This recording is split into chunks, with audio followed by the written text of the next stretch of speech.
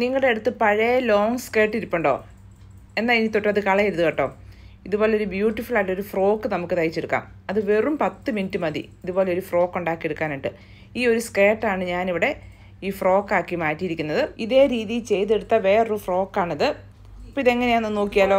Skirt നിങ്ങളുടെ കയ്യിലുണ്ടെങ്കിൽ പഴയ സ്കേർട്ടായിരിക്കും, നിങ്ങൾ ഉപയോഗിച്ച് മടുത്തായിരിക്കും, അല്ലെങ്കിൽ ഇവിടുത്തെ എലാസ്റ്റിക് ഒക്കെ ലൂസായി പോയതായിരിക്കും. ചില സമയത്ത് നമ്മൾ മേടിക്കുന്ന ഇതുപോലത്തെ സ്കേർട്ട് നമ്മുടെ ഹൈറ്റിനെക്കാട്ടി ലെങ്ത് കൂടുതലായിരിക്കും. നമുക്ക് കട്ട് ചെയ്ത് കളഞ്ഞാൽ ചിലപ്പോൾ ഭംഗി ഉണ്ടാവില്ല. മേളിലായാലും താഴെയായാലും കട്ട് ചെയ്യാൻ പറ്റാത്ത അവസ്ഥ വരുമ്പോഴേക്കും അങ്ങനെയുള്ള സ്കേർട്ട് വെച്ചിട്ടും വളരെ സിമ്പിൾ ആയിട്ട് നമുക്കൊരു ഫ്രോക്ക് തയ്ക്കാൻ പറ്റും. ഇവിടെ ഞാൻ ഈ ഒരു പഴയ സ്കേർട്ടാണ് എടുത്തിരിക്കുന്നത്. ആദ്യം തന്നെ നമുക്കിതിൻ്റെ ചെസ്റ്റ് ലെവലിൽ നിന്ന് സ്വല്പം താഴെയായിട്ടൊരു എലാസ്റ്റിക് വെച്ച് പിടിപ്പിക്കണം. അത് നല്ല ഷേപ്പ് കിട്ടുന്നതിന് വേണ്ടിയിട്ടാണ് ഇങ്ങനെ ചെയ്യുന്നത്. ഇവിടെ 7 ഇഞ്ച് ഇറക്കത്തിലാണ് ഞാനിവിടെ എലാസ്റ്റിക് വെച്ച് പിടിപ്പിക്കുന്നത്. ഇനി നിങ്ങൾക്ക് കഴുത്ത് കുറച്ചും കൂടെ കയറി വേണമെന്നുണ്ടെങ്കിൽ നമ്മളൊരു 8 or 9 ഇഞ്ച് താത്തി വേണം എലാസ്റ്റിക് പിടിപ്പിക്കാനായിട്ട്.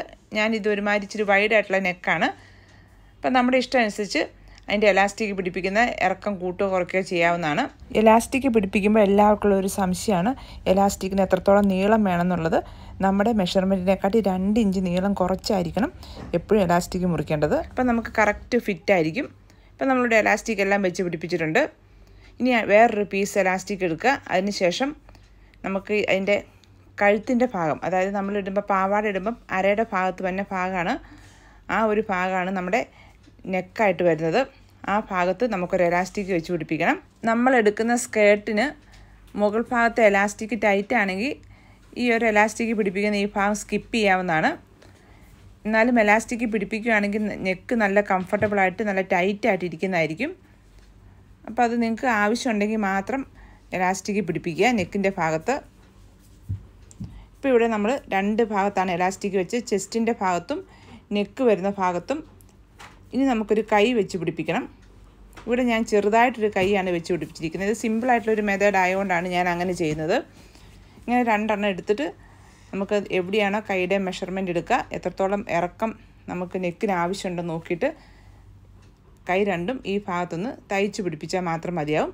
പിന്നെ നമ്മൾ കൈ ഇല്ലാത്ത ആയതുകൊണ്ട് ചെറിയൊരു ഓവർകോട്ട് പോലത്തെ ഷോർട്ടായിട്ടുള്ളൊരു ഓവർകോട്ട് ഇട്ട് കഴിഞ്ഞാൽ നമുക്ക് ഈ ഉടുപ്പ് നല്ല ഭംഗിയായിട്ട് ഇട്ട് നടക്കാൻ പറ്റും.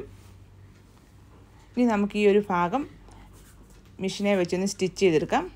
തയ്യൽ മെഷീൻ ഇല്ലാത്തവർക്ക് കൈ വെച്ചും തയ്ച്ചെടുക്കാൻ പറ്റുന്നതാണ് ഇതെല്ലാം. അപ്പോൾ ഇവിടെ നമ്മുടെ ഫ്രോക്ക് റെഡി ആയിട്ടുണ്ട്. അധികം സമയമൊന്നും ആവശ്യമായിട്ട് വന്നില്ല.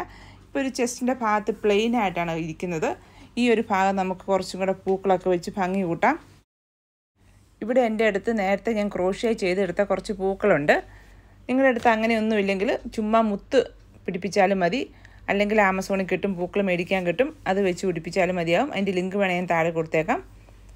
അപ്പോൾ ഇതുപോലത്തെ ഈസി ആയിട്ടുള്ള ഈ ഒരു മെത്തേഡ് നിങ്ങളാരും ചെയ്ത് നോക്കിയിട്ടില്ലെങ്കിൽ ഒന്ന് ചെയ്ത് നോക്കണേ.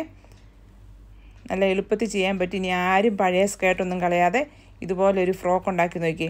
നിങ്ങൾക്ക് ഇഷ്ടമായെങ്കിൽ ഇത് മറ്റുള്ളവരിലേക്ക് ഒന്ന് ഷെയർ ചെയ്യാൻ മറക്കല്ലേ.